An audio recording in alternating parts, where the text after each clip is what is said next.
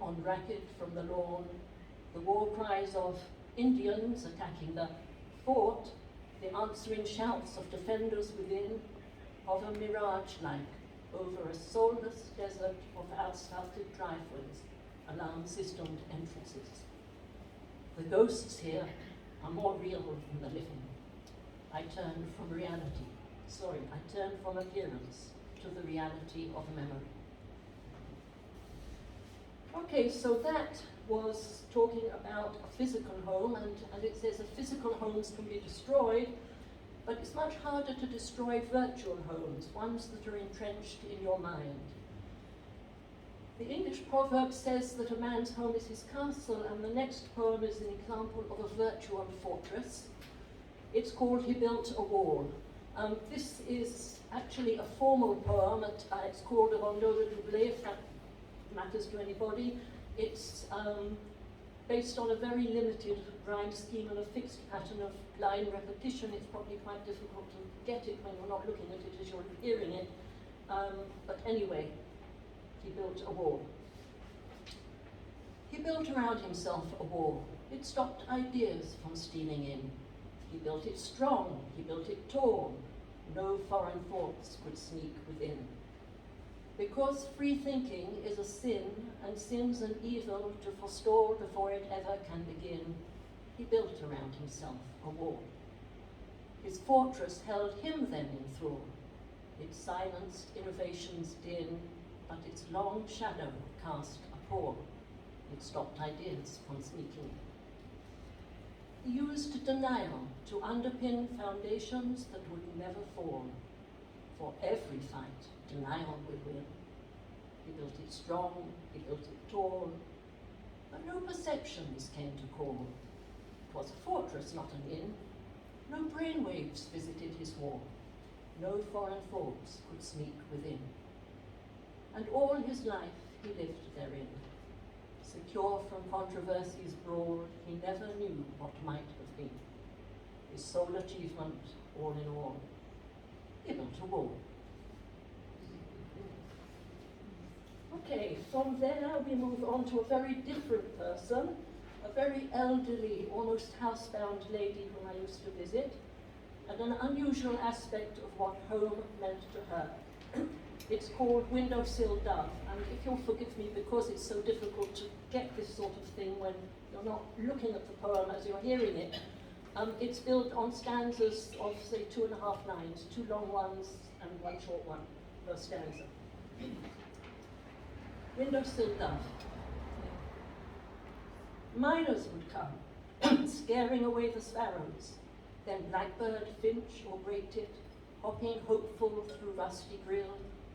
Today old breadcrumbs scattered on the sill, bright-eyed but wary, gone at the slightest sound.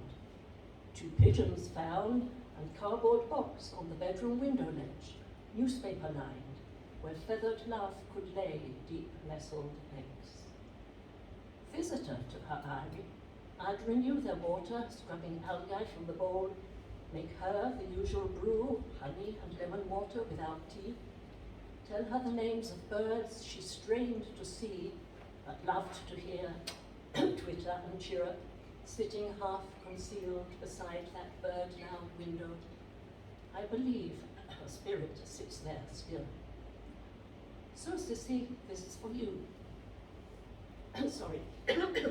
So, Sissy, this is for you, now you have flown. Tiny, sassy, perky as any great-tit, window enthroned, in love with life still at 101. Though at the end you found it hard, I know, living alone, you wouldn't give up your perch, move from your home, saying that only here, where you belong, you'll hear their song. And finally, oh, thank you. Yeah. And finally, let's widen the view of home to embrace the planet.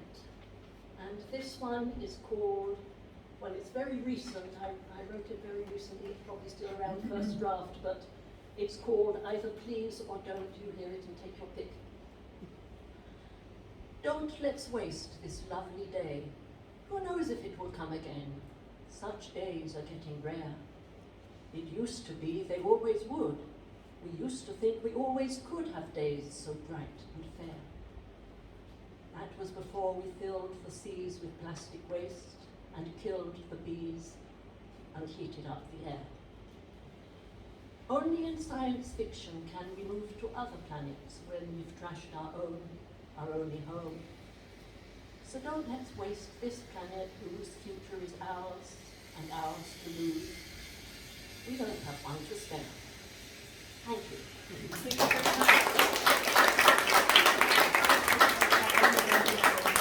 Thank you, Judy Koren. Thank you, that was lovely. I'd like to invite Judy Lynn. Please. Maybe we can shut that door. What do you say? I think that everyone's here. Great. Good evening. I'm delighted to be here, and I want to thank you, Orit, for your initiative, and Elana for inviting me to participate. I love the idea of a writing community in Haifa for English speakers. I'm going to read an excerpt from a prose piece called 17 Stories of Home. Not going to read all 17. Don't worry. My Hungarian grandmother danced the Czardas in Madison Square Garden, or maybe on a street corner in the Lower East Side. Or maybe she wanted to dance the Czardas, but only put on the costume for the photographer. I see her top-heavy in taffeta skirts, broad as a bear. Her hair sits on her head like Rogalach. Her arms stretch to Budapest and back as she twirls in circles, spinning until past and future hold hands, encircling all the Hungarian women who, though born to dance, sat on couches and sewed at home. My Russian grandfather left my Russian grandmother at 75 because he wanted to sell newspapers on a street corner in Los Angeles, Hollywood and Vine, let's say. Once a week, he sent her a few bucks, and she made do in Fort Dodge, Iowa, where flour and sugar were cheap. At night, he visited Russian whores who reminded him of his youth in Odessa. He wondered why his 3 sons and 3 daughters refused to speak to him, and why, with such a big family, nobody came to visit when he lay on the beach, dying. His body stayed in a fridge for 3 weeks until Papa reached Los Angeles, all the way from Ohio by train. Yeah, that's him, he told the mortician before lighting a match. Then Papa came home. Once in college, I took home a boy with long hair who preferred Giotto to Vietnam. Papa was polite, but the next week he called and napalmed my ear. Don't you ever bring home those homosexual bastards into my house again. They should be castrated.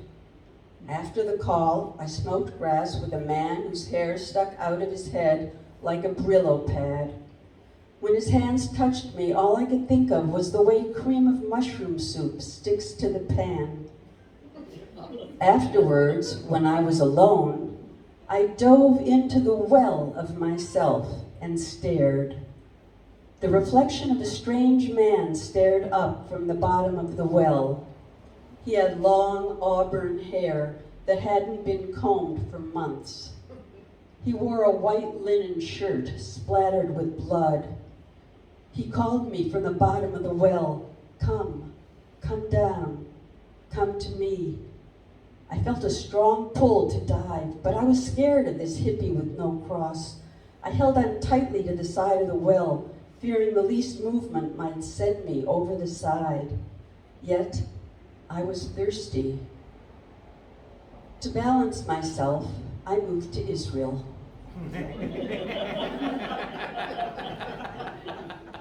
In Israel, I heard another call. Come, let us go up to the mountain. So I climbed Mount Zion on a hot August day and found King David and my dead baby brother. Then I went down to a couch to find out why I went up Mount Zion and why I needed to find King David and my dead brother. This asking why lasted about 40 years, during which I suffered pain in various joints. Herzl, a sad man who wanted to save the Jews from homelessness, told me, finally, you're home. Then he led me from one swamp to another. In Jerusalem, I married a man who was still married to his mother. Who knew? For our honeymoon, we joined a group of 30 graduate students for a week-long trek in the Sinai. Camels carried our bags while we hiked up Shumra. Each night we slept outdoors in sleeping bags lined against the eastern wall. The eastern wall of a wadi that shaded us from the morning sun. During the day, my husband flirted with a short, buxom physics student who, in a different time and place, could have danced the Chardash in Madison Square Garden. At night, my husband lay next to me and wiped away my tears. One morning, I felt him waking me with slobbery kisses. His tongue was long and hard on my cheeks, and he used it vigorously. I wanted to make love, but not among 30 graduate students, 3 Bedouin guides, and a team of camels. So I kept my eyes closed to make the moment last longer. After my imagined climax, I opened my eyes and saw my husband standing against the western wall of the wadi, next to the short, buxom woman. They were giggling. A camel had broken loose and was walking among those still in their sleeping bags, nudging them with wet kisses to wake up. I wanted to go home. When the eldest was 12, his papa took him to sacrifice on a high hill in the Negev. On the way down, they stopped at the Masmia junction to join a search party for a missing soldier. They didn't find the soldier, so drove down to the Beit Kama junction and joined a search party for a missing 17-year-old girl who had been raped by her uncle. They didn't find the girl, so drove down to the Tselim junction and joined a search party for a priest who had wandered into the desert looking for Jesus without a map. They didn't find the priest. My eldest got fed up. At each junction, he wanted to go home. Finally, 2 kilometers before they reached Mitzpeh Ramon, his papa turned off the road. They entered a military base. Here, his papa told the guard, take my son, my only son, my firstborn. The eldest thought his papa had overdosed on donuts at all those search parties. I'm sorry, sir, the guard replied. We don't take him until 18, 17 with written permission from both parents. They got back in the car and drove around Israel for another 6 years. I pledged my allegiance to the American flag, but then changed my mind and felt guilty. I heard that the Lord is one, but then had second thoughts and felt guilty.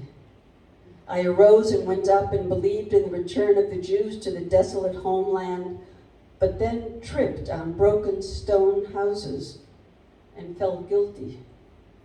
I memorized that Eve was the helpmate of Adam, but then I wanted to project and intrude and invade and pierce and felt guilty. I promised to love my children whatever and forever, but then I got sick and started thinking of my own needs, and everyone said I was selfish, so I felt guilty.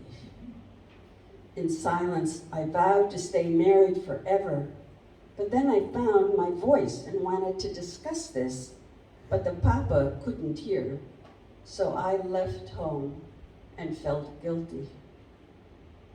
I thought home was a mama bear, papa bear, and 3 little baby bears. But mama fell asleep at the beauty shop, and papa married the 18th hole. I grew round and sweet like a cupcake. Naturally, it was my fault because I laughed out loud at home. Thank you.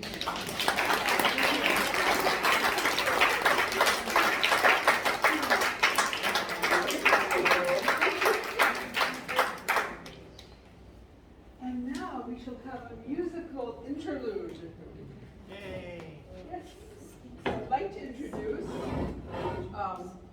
mountain dulcimer, in case anyone doesn't know what it is.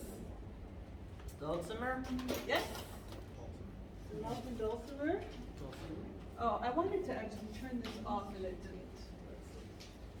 Just because I don't want it to blow the pages.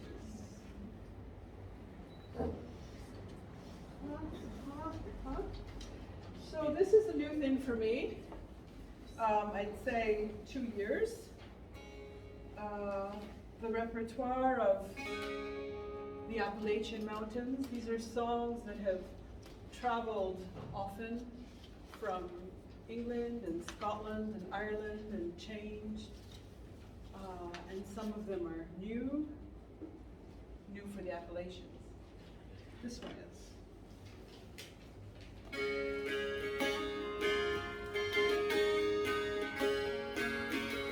Chickens crowing in the old plow field, chickens crowing in the old plow field, chickens crowing in the old plow field. Down in North Carolina, water bound, I can't get home. Water bound, I can't get home.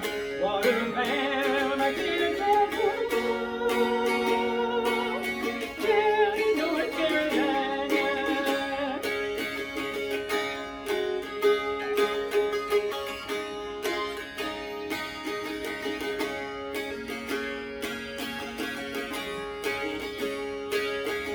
The old man's mad, but I don't care. The old man's mad, but I don't care. The old man's mad, but I don't care. As long as he gives me his daughter. If he don't give her up, we're gonna run away. If he don't give her up, we're gonna run away. If he don't give her up, we're gonna run away. Down in North Carolina. Water bound, I can't get home. Water bound, I can't get home. Water bound, I can't get home. Down in North Carolina.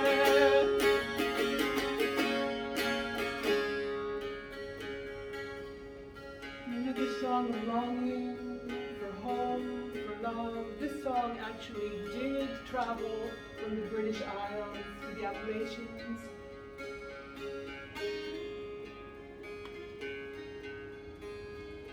Down in some lone valley, in a sad lonesome place,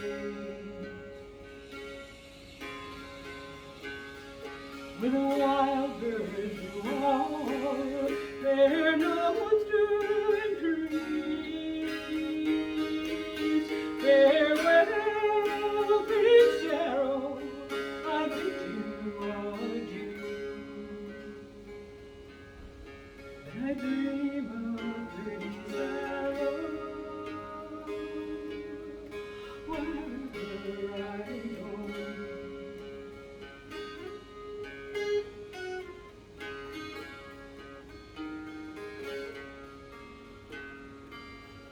Well, my love, she won't have me, so I understand.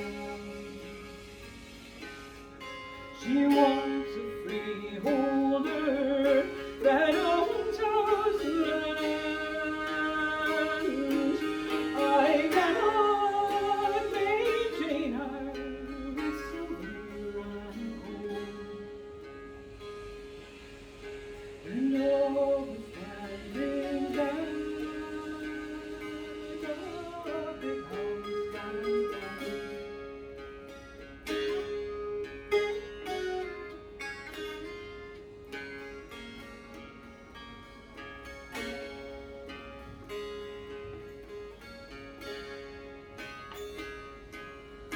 But farewell to father and to mother too. I'm going forward to ramble this whole wide world through. And when I am weary, I'll sit down and cry. And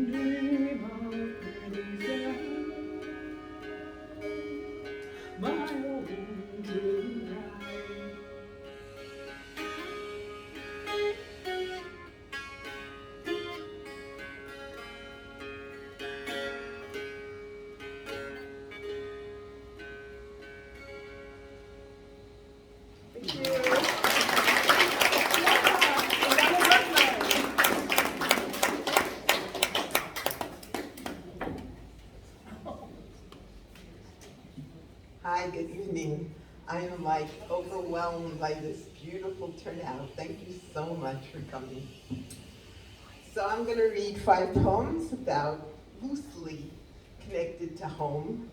The first one is about my mother, who grew up in a very sparse home, and for the first 2 years of her life, she was left mostly alone. The song my mother sang to me. A baby, alone in a tenement, looks at the ceiling while sucking her toe. She has already learned that no one will hear her cry. Hence, she amuses herself. Waving her arms, she laughs each time a hand reappears in her line of vision. The square of sunlight on the wall attracts her interest, especially the line where dark meets light. She can move her head from side to side to get a different view, and her toe is always tasty until her father arrives. He comes before she gets too hungry.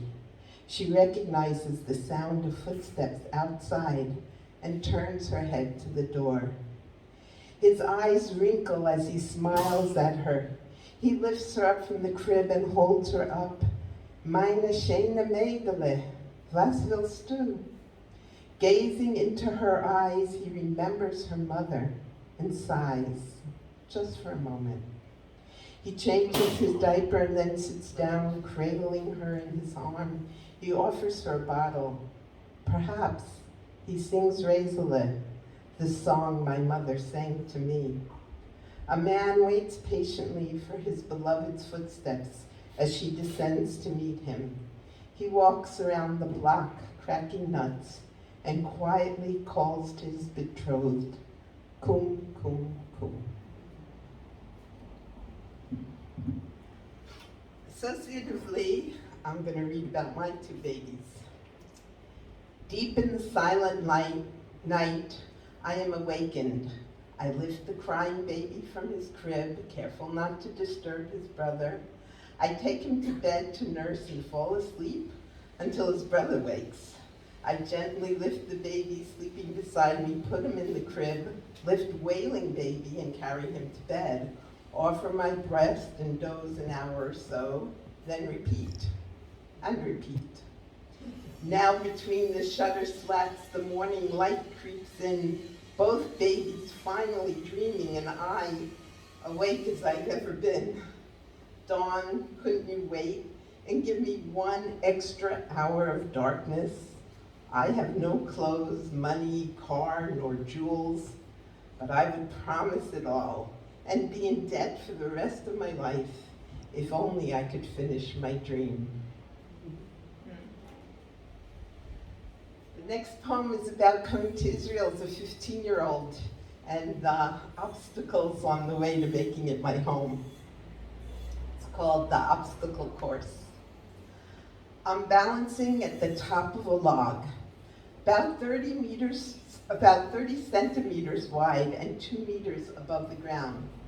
The last strange obstacle in a foreign course required of me to complete every Thursday in khaki uniform once school started in Jerusalem, ever since I was blinded by the sunlight at Ben Gurion Airport in 1970. In the space of 2 months, I go from demonstrating against the war in Vietnam to paramilitary training. In Brooklyn, a concrete space between 2 tall buildings was the only recreational area close to my home. Woefully less in shape than my classmates in Israel, I'm always last. Poised before the whole class, visibly shaking, in desperation, I sit down and slide off, rather than jump to my certain death. And yet, every week, I wake up on time, put on my khaki shirt and pants, and show up. If I'm sick one week, I'm always better by Thursday morning. Dentist appointments, visitors from the US, my mother's trip to Greece, nothing ever gets in the way of that one terrifying moment. Until one day, I make the leap.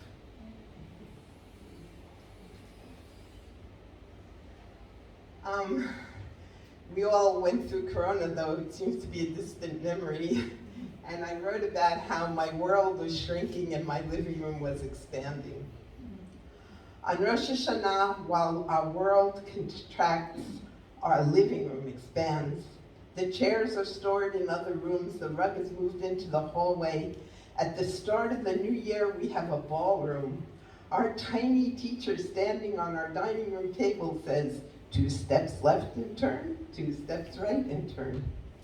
We put down mats, creating a Feldenkrais studio, peering at the ceiling. We listen to a disembodied voice instructing us to pay attention to the dark areas where our bodies touch the floor, and the light areas that soon will sink down more. Breathe, she reminds us, and smile. On the Day of Atonement, we bring in the card table and set it before the couch. Wrapped in our prayer shawls, we desecrate the holiday in order to observe. Our rabbi is no larger than a fist in our synagogue, which in the large-scale universe is not so far away, but in my downsized one, unreachable. They face the ark and we join them in asking, who by fire, who by water, and who by pestilence? On Sukkot, the Haifa Film Festival brings us ushpazim. Guests from all over the world visit us on screen. A son and father in Turkey warn us of the impending flood. A man in England tries to break free of his claustrophobic existence. For 17 years, a director chases Don Quixote chasing windmills, and prisoners in France escape while performing Waiting for Godot. We'll all hang ourselves tomorrow. Now the room becomes a dojo where my beloved Moshe, having shrunk in stature, demonstrates the Qigong moves. We hold the sky, separate heaven from earth, throw our shoulders back, looking from side to side in the way a wise old owl gazes backward, protecting ourselves from 5 injuries and 7 illnesses that will disappear as if they never were.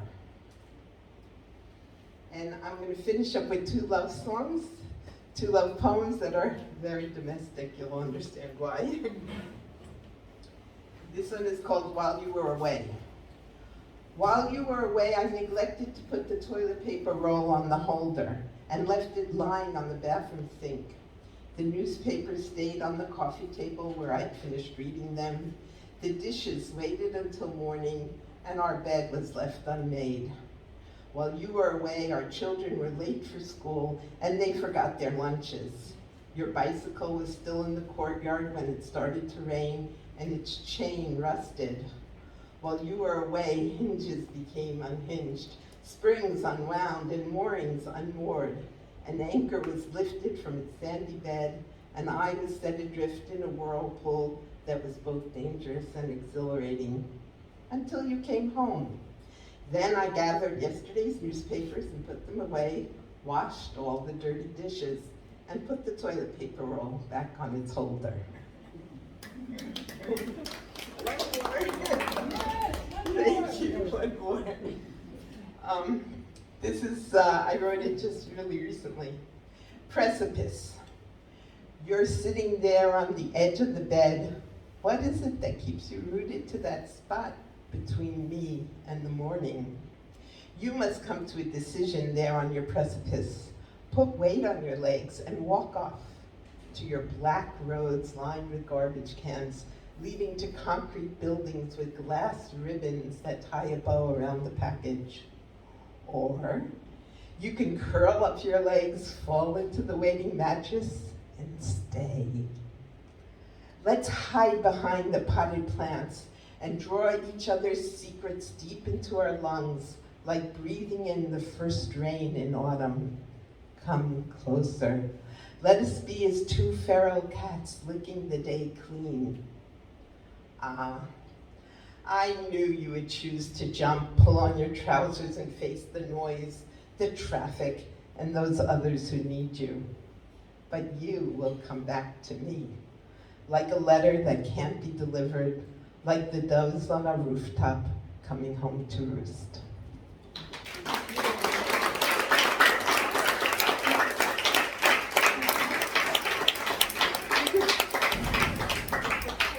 Thank you, Elana, that was great. Thank you.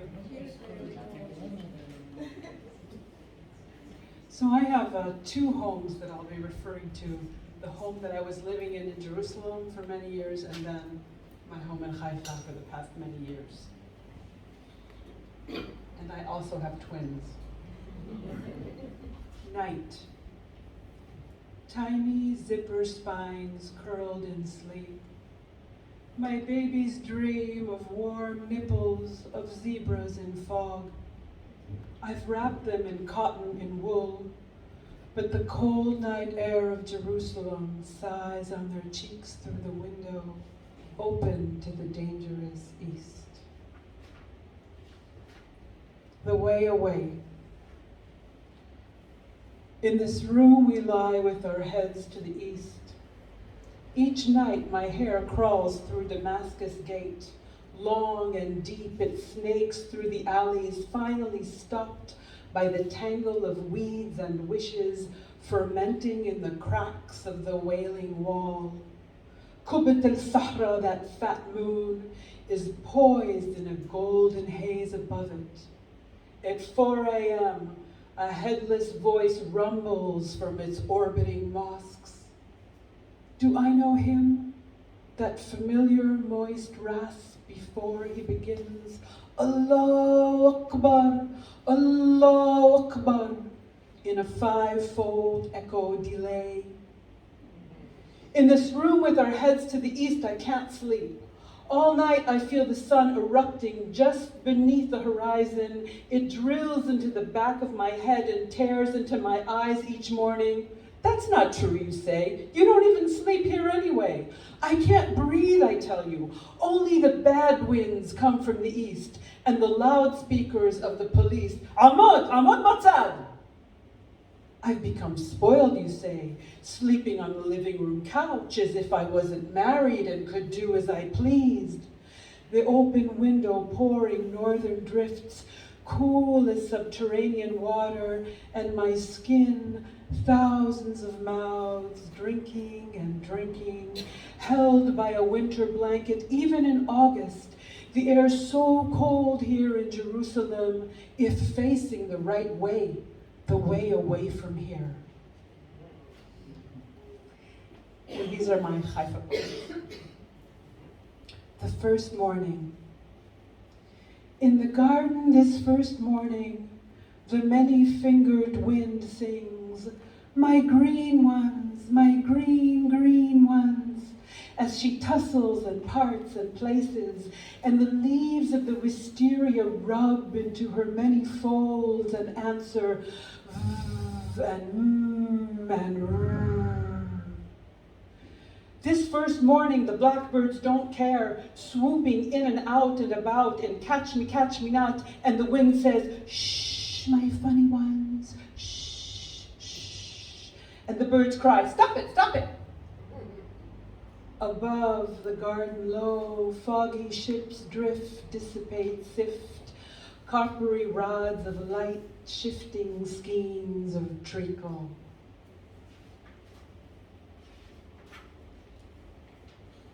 And this is from my older house in Haifa, when we lived with my grandmother for a while, when we came from the United States. Box. I can't remember when Safta René bequeathed this wooden box to me. Its border a minute inlay of carnations, a stage for a pair of flamenco dancers as they circle in their pool of ebony. The male, 1 foot forward towards the female, her right hand brushing a hip, left raised in an arc, the frozen momentum of her skirt, glance clearly directed at his crotch, though eyes long faded. How many rentals than houses than airplanes have I packed and unpacked this box? How many climates and decades and cities, the peach satin interior fuzzy and bruised, from trappings of earrings and chokers, from bevels of citron and amethyst, from jagged clasps and broken watches, from the snagging, angel-kissed milk teeth of my children, the hinges long rusted and the soul key sagging in its unfulfilled wish to be turned in a jammed lock. She must have offered it to me with fingers yellow-stained by Royale cigarettes. I must have been a stumbling, overweight American 12-year-old. She must have stood at the floral wrought iron gate, the citrus of Christian Dior hovering at her nape. That day we were exiled from her villa on the Carmel, overlooking the tall pined wadi, peacocks a-scream in the garden, the heavy sap of pine catching at my throat. 8 Brandes Street, Haifa. Safta, you know, I went back to Brandes. I heard that it was scored by a couple from Tel Aviv and was being renovated, that they planned to put in a pool and drown the garden, your Alba roses, wild salvaged narcissi beneath the crooked spined quince. I wanted a last visit. Maybe the dusky floral damask was still on the walls, or a spool of patient winter yarn on your velvet armchair, the chandeliers and their continuous rendezvous of glimmer and dust. I was hoping for a glimpse of the tall, brandy-infused mahogany cabinet, the small side drawer that once harbored the scattered photos. But they had gutted everything. Even most of the walls were gone. The floors usurped down to the ragged concrete and grid of metal. The curious sage-scented light, gentle, exploring the ripped open spaces. I picked up a shard of floor, dark bloom of terracotta and cream. The old sum-sum style, the kind my own mother tried in vain to find for hers. As I left, Safta, forgive me, I stole the rusty-edged white enamel plate with the number 8 infinitely guarding the entrance through the creaky wrought iron gate. It came so easily, almost fell into my palm.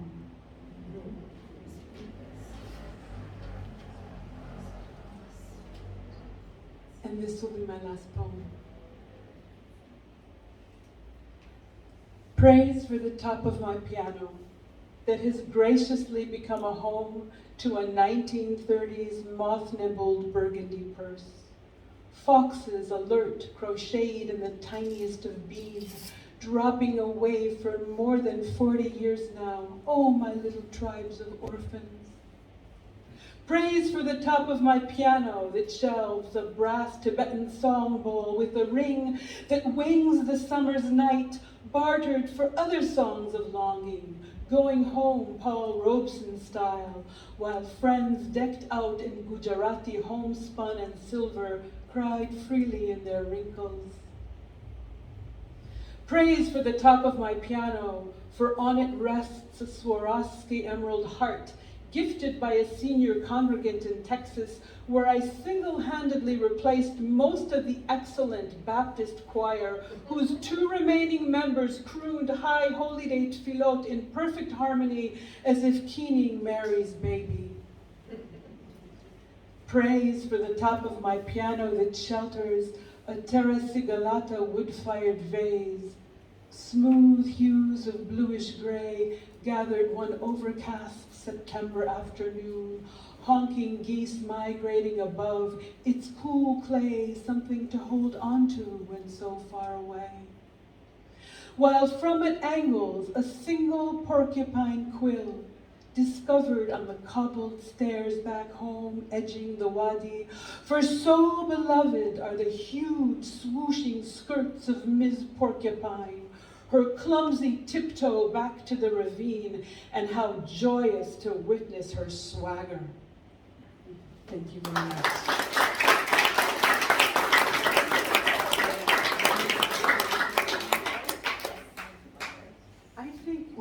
have a song at the end, and I'll invite Bill Freedman, if that's okay with everybody.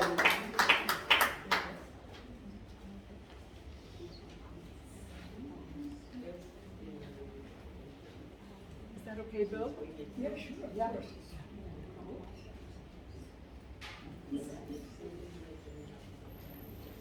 You know what, while you're getting ready, I'll do one song and then we'll have our intermission, our musical intermission now. That's okay. That's okay. That's okay. One song. Just one little song.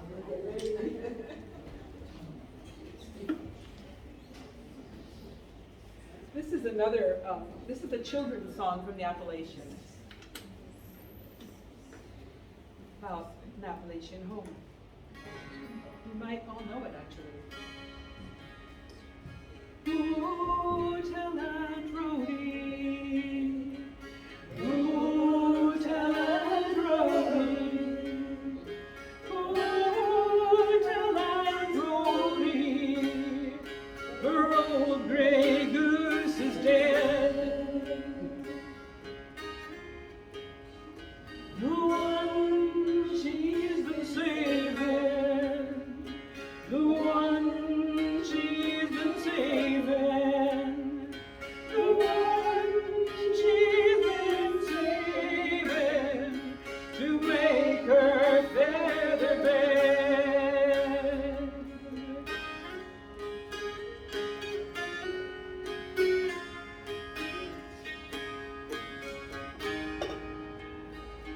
She left nine of Gosling. She left nine of Gosling. She left nine of Gosling, scratching for their bread. The gander is weeping. The gander is weeping. The gander is weeping because his wife is dead. Ooh, till I Rhodey. Ooh, till I Rhodey. Ooh, till I Rhodey. The old gray goose is dead. Thank you very much.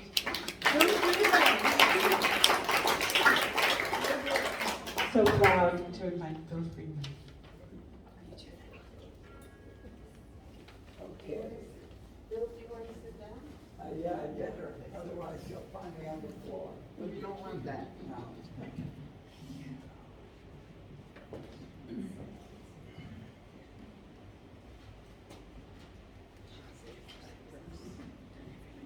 Hello, everyone. Nice to see you. You're supposed to say, nice to see you. Nice to see you. We lost our manners. Wait, manners don't exist there. Come on. Okay. Okay. All right, so I'm going to read for a slightly longer time. I hope that's okay. Yes. But you can flee. I will not be looking if you run out the door. Okay, this is going to be in 3 parts. First, I'm going to read. I don't write a lot about home. I wrote a lot about childhood, and that's going to be the bulk of the poems that I'm reading. It shows the poems that move me most, and they're about childhood. I'll start with 2 poems that mention home, that are about home. Chagai Rogani, whom you may know, some of you may know, a wonderful man who unfortunately passed away a few years ago. He translated a book of my poems, and he said, you know, one would never know you live in Israel. And really, that's probably true. That's probably true. And I don't really have a sense of home. When I was in America, I didn't feel very much at home, and I saw a sticker on the car during the Vietnam War that said, America, love it or leave it. So since it was binary, I left it.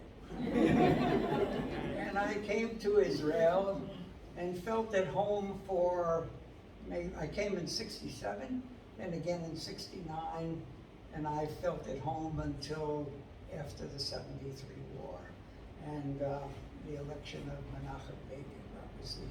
I live in a political home, and so when I could no longer identify, I no longer really felt at home. So I will read some poems that mention home, and then I will read a bunch of childhood poems, and then at the end, a Bible poem or two, because that also was a kind of home, yes. And not that I can really identify with the Jews of the Bible. They're not my people, but you know. Anyway, I'm the ultimate, you see, I'm the archetypal Jew without a home, wandering without a home. So, but, okay, so the first poem is called The Cat and the Moon, and Don't Forget About Us. You may not have noticed, but the moon sets too. Why so little fuss about no small thing when you think of it? How much that is up really comes down so regularly, with such soft dignity, as though it stood still while a black curtain lifted behind it for the mere illusion of a fall. Maybe that's how Adam went. Everything else in the garden simply got better all at once. The fruit got fatter, the weather improved, Eve, always a looker, was a sudden knockout. And staying in place, being the same guy at night you were before breakfast, a little stubble added, hair gathering grease around the roots, smelled of sin.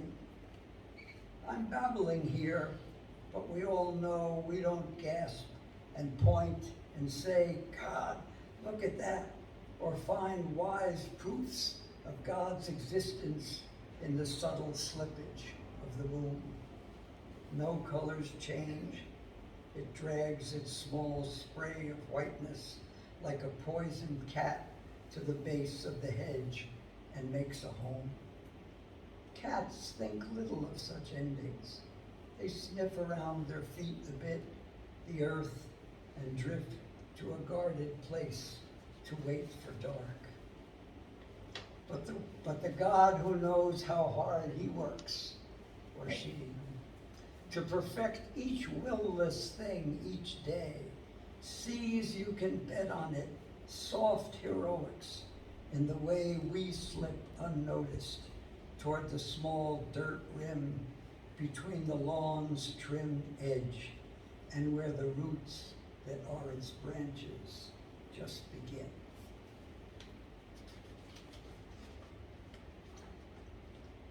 This poem is also has the word home in it. And it's about a cat also. And this cat would belong to my wife, but I've appropriated the cat, it says. So this poem is called Sanctuary.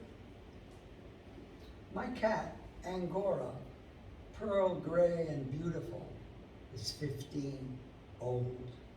Like the rubber mouse out of sight beneath the sofa, she has lost much life. She sleeps more now, leaps less. As she never did, she pauses before each launch, weighs the odds, her chances, like a frozen paratrooper, freezes, turns to say she knows what we've both just seen, and like a punctured tire, goes flat.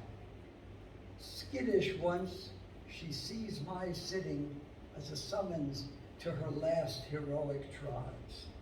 After 3 or 4, exhausted, she is lifted, curls hours longer than I'd have let her in my lap. They say old cats, hearing the end like the straw's breath in her ear that wakes her, seek a shaded, hidden place to die. Of late, I take a wide white cloth to where we rest. When it's time, I'll hold it like a prayer shawl above my head, lean to shade her from the light and all the room, and take her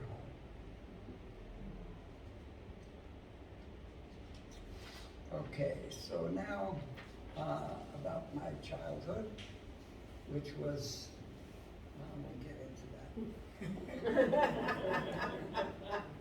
that. Actually, my childhood wasn't so bad. It was my adolescence that stank.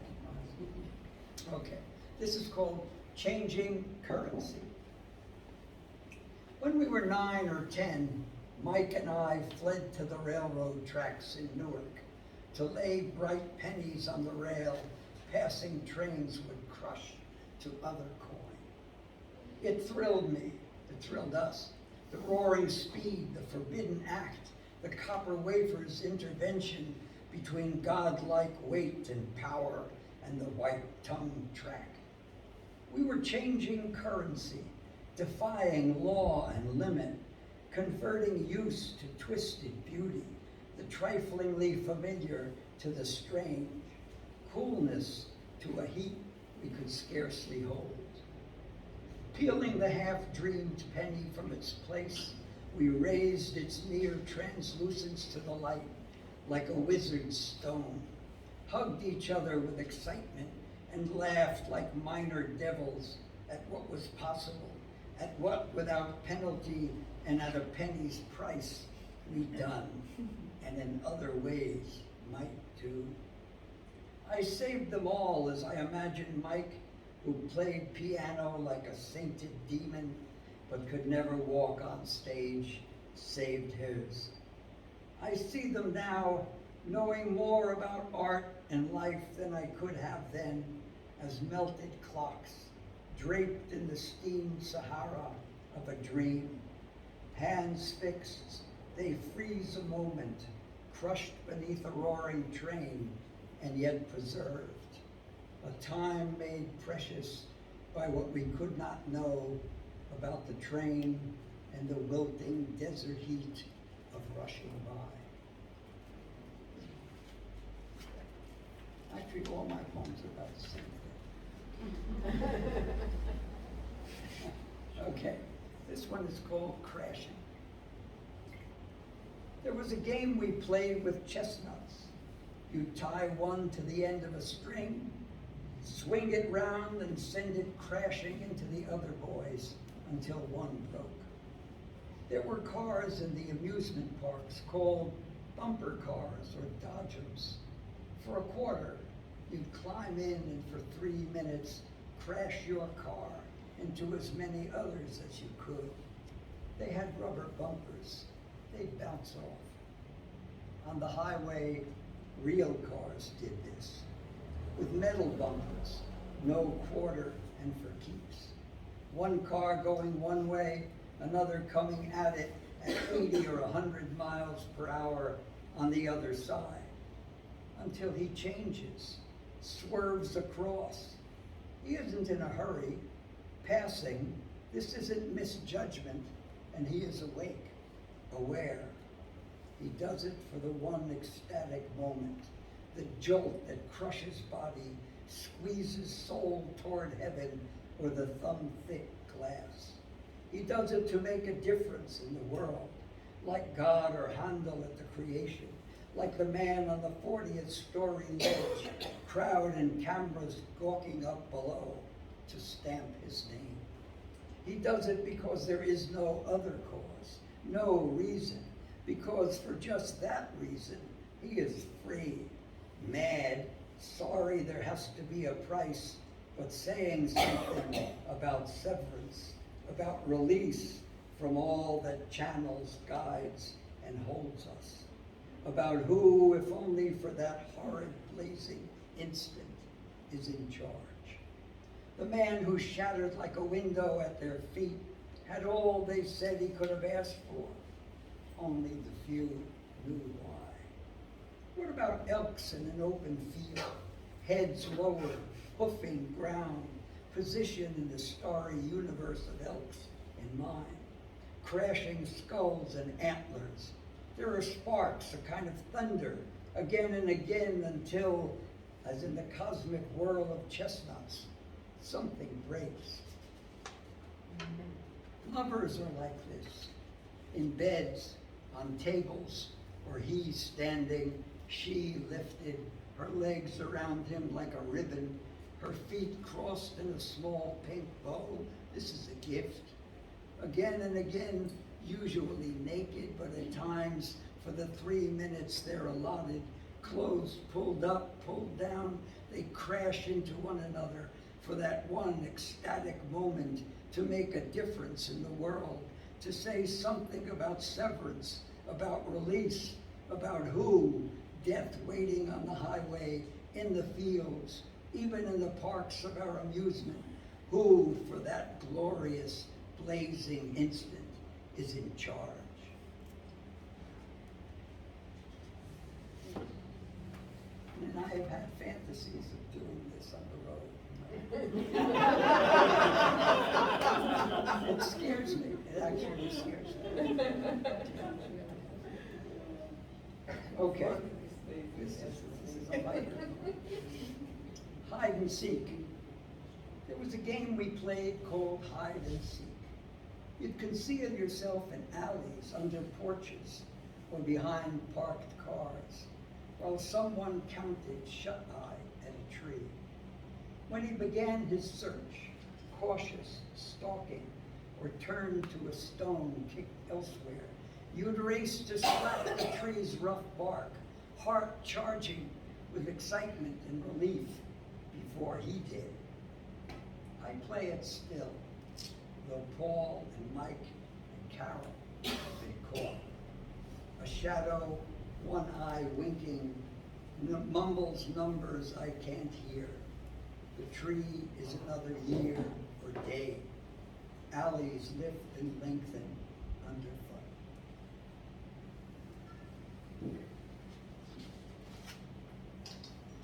Okay, this is a poem about my mother, my wonderful mother. I never properly told how much I appreciated her. She really raised me and my brother quite alone after I was 12.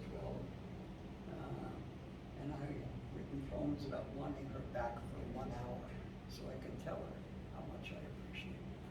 But I never really did. I think she knew I loved her. Okay, so the inscription says, philosophy leaves nothing as it was. Oh, yeah. Look, they haven't heard a word I've said. We heard everything. Especially when you're talking. Yeah, well, they look When like you're it. reading, we hear better. Oh, okay, okay. Philosophy leaves everything as it was. Ludwig Wittgenstein. So did my mother. Lassen zu, leave him alone, she'd say, not knowing she was a philosopher, a Wittgensteinian no less. What she meant, turning to my brother, was, don't make faces at, or mock, or pick a fight with him. And it sometimes worked. Poetry makes nothing happen, Auden wrote, which is better still. This was poetry. My mother, Yiddish Yeats. Something was about to happen. Now, if she were heeded, nothing would, and I was saved. It made me love poetry and nothing. Birds are most beautiful to me, not diving or in flight, but stilly hovering, poised and quivering in air like a gymnast on the cross of rings, or when they freeze in place to tell the cats they do not happen, but are like stones or blossoms merely there. Horses when they stop to listen, head high, tail stiffened back in the sculpted shape of silence, if it knew its shape. The roans are purest, wearing their own amber. I hope I'm there 1,000,000 years from now when they unearth her, locked unaltered in the great New Jersey glacier, slightly crooked index finger fixed before her lips like a wordless tongue, still pleading with my brother to be a poem. You see that index finger? That's inherited. Yeah. Okay, so, all right, I'll stretch this out a little. I was trying to cut it shorter, but I like this poem, and my wife likes it also, so. It's also about my mother, so I hope you'll indulge me. It's called Taking It In. Mine was a nervous mother, anxious, fearful. Wouldn't let me have a bicycle. I'd ride it in the street. I'd be run over, crippled, killed. Wouldn't let me stay out late. She'd have to wait here by the window. Wouldn't sleep, knowing I'd be mugged, more likely kidnapped, murdered. Even visiting her for a week or more at 30, she begged me not to come home late after 9. When I asked at 40 if I could take her car to meet a girlfriend 50 miles away, she begged me not to. I'd get lost, wouldn't find my girlfriend, or the way back home. She was right about that. I never owned a bicycle or stayed out late, and didn't meet my lover or make love to her that night. But my God, how that other woman, keeping anxious vigil at a window somewhere, loved me. I know you're thinking I mistake a stifling, clenched possessiveness for love, but I knew love when I felt it, and I felt it then. Feel it now like a surplus lung, aorta, or reticulum of arteries and veins, available if the originals break down. Out there, from certain trees, particularly white pine and maple, that seem reluctant at my touch to let me pass, in jagged bursts of yellow light that wink through leaves when I look up, because she did. I believe mosquitoes want my blood because the word is out. They've heard. Cicadas every mating season rub their washboard bellies in the branches, sing for love and wait in hungry silence for an answer. I recognize their song. They're calling me. Okay, so now a little Jewishness. I'll read 2 Bible poems, okay? And that will do it. Okay, the first one is called After Sodom, After Sodom. Lots of people have written, lots of poets have written about this, rereading or rewriting the story of Lot and his daughters and a wife who turns to salt. Yes? So this is my version of this. After Sodom or Sodom.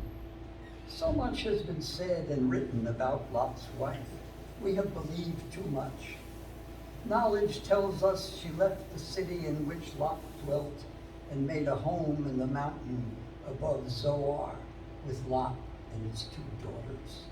Also that she hung the cave with skins and draperies and swept it clean and prepared their food on a flintless fire and watched where only Lot, inebriate, did not observe her, while the daughters of Lot plied and lay with him to preserve his seed, first one night, then the next, as though alone, and she turned in her unattended womb to salt. Okay, this is the last one, and it's a bit lighter, kind of a silly poem. It's about the Akedah, about Abraham. Everybody writes it out. Yeah. But I think this is an unusual perspective.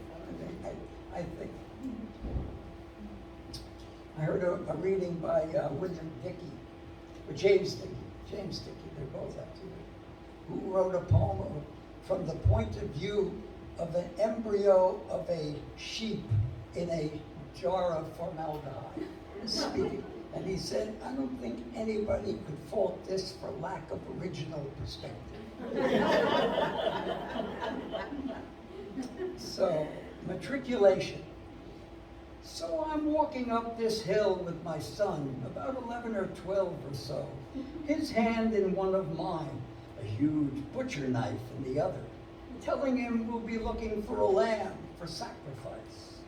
When we get to the top, I tell him the truth. I'm going to have to tie you up and slit your throat, I say, because of a test I need desperately to pull an A on.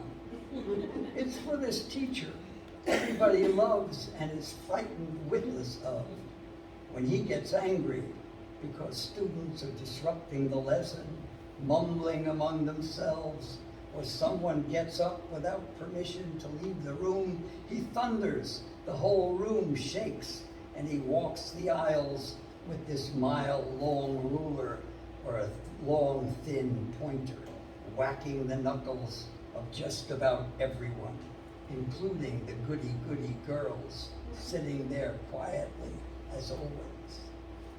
I've been in his class for about 100 years now, ever since I broke a few statues at home and ran away. But it's a long course with some pretty unclearly defined requirements, though the syllabus goes on and on. The exams are tough, never essay or even multiple choice. They're all true, false, no way it might be either, and no arguments about the answers. The good news is, though he hasn't said so, I have a feeling this is the final. If I pull an A on this, you know, get you to lie down quietly on that flat rock, let me tie your hands and feet without struggling, and slit your throat cleanly, which means holding perfectly still till it's gone clean through, I'll graduate. Probably magna, maybe even summa, yes? Given my grades so far, though I can't be sure. With this guy, it's all nose and knife to the grindstone, prayer and an angel out of nowhere, if you're lucky. No matter, even a plain degree will be a boon when I hit the job market. I don't talk to you a lot about these things. You wouldn't understand. But there isn't a lot of work out there for 110-year-olds. So please, be a good kid. Chin up. That's it.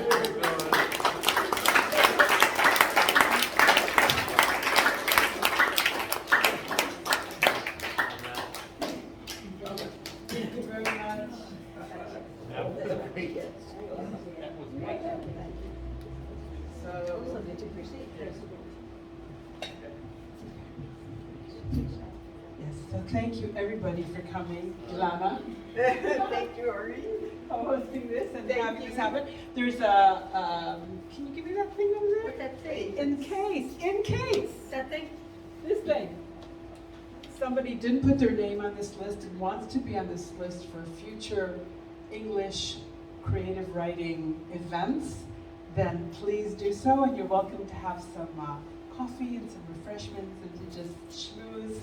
And thank you very much, and thank you to Otem, thank you to Savannah, thank you to Luke, thank you to Judy Koren, to Judy Lev, Bill Freedman, of course, Elana Dorfman, and Orit Perlman.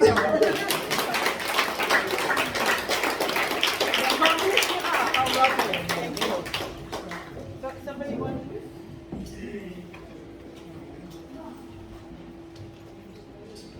גיבורים אתם.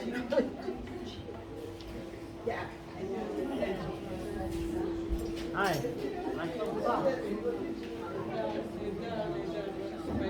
Actually, the poem, it sounds like singing. All you do it is singing. So it's part Thank you.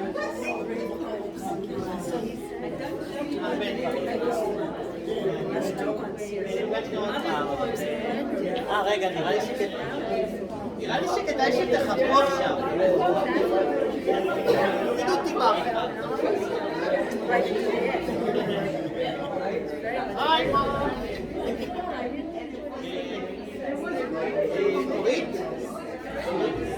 אורית? אורית, נראה לי שמספיק עכשיו. מי אתה?